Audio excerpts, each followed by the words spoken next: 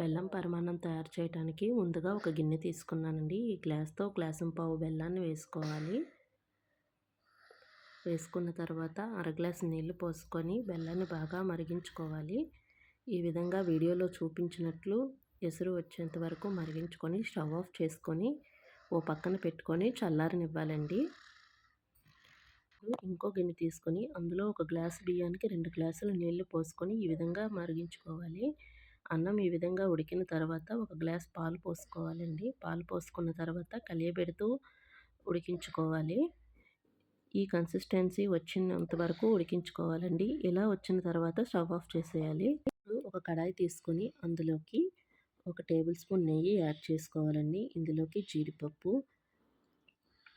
కిస్మిస్ యాడ్ చేసుకొని దోరగా వేయించుకున్న తర్వాత మనం రెడీ చేసి ఉంచుకున్న అన్నంలోకి వేసుకోవాలి.